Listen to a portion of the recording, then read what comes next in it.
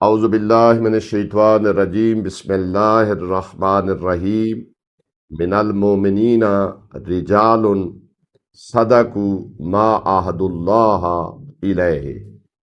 سورہ احزاب کی آیت نمبر 23 ہے، یعنی 23۔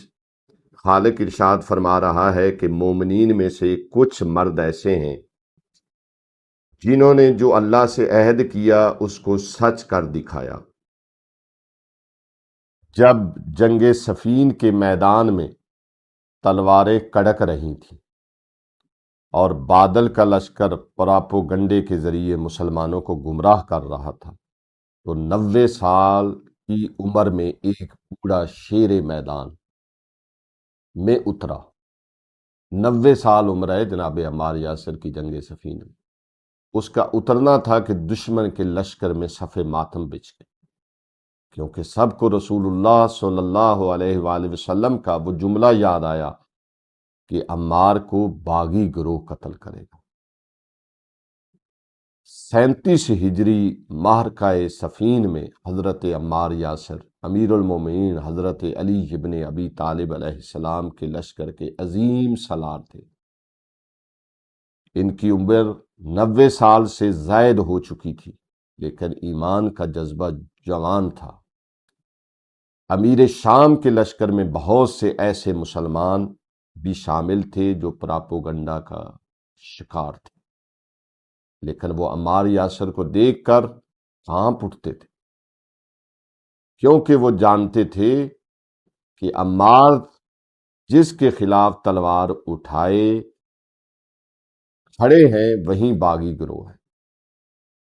9 صفر کے دن تپتے ہوئے میدان میں شدید جنگ کے بعد جب حضرت عمار یاسر زخمی ہوئے تو انہوں نے پیاس کی شدت میں پانی مانگا۔ ایک خاتون نے انہیں دودھ کا ایک پیالہ پیش کیا۔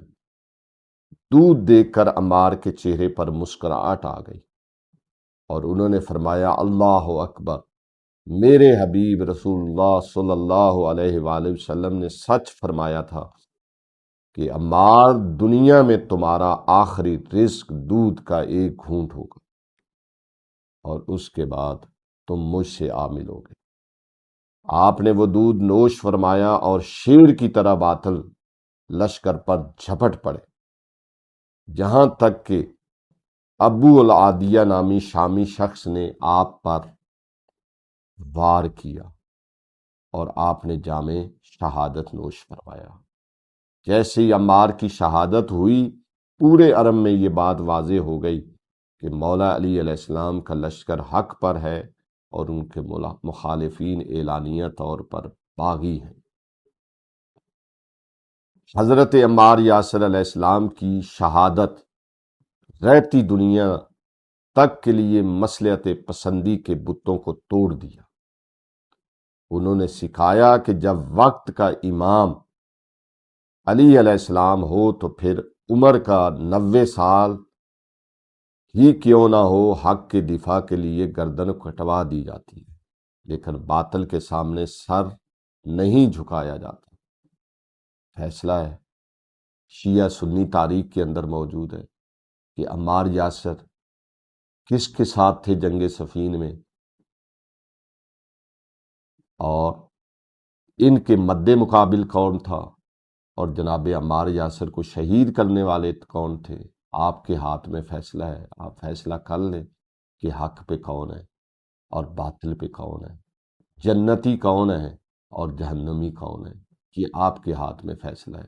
دعا ہے خداوند عالم ہمیں جناب عمار جیسا مولا کا عاشق بنائے اور ہمیں اپنے زمانے کے امام کی سپاہ میں معشور فرمائے، اور ہمیں بھی مولا کے اپنے زمانے کے امام کے لشکر میں شامل کر کے اور مولا کے ہم رکاب ہو کر دشمن اسلام سے جہاد کرنے کی توفیق عطا فرما۔ وآخر دعوانا ان الحمدللہ رب العالمین۔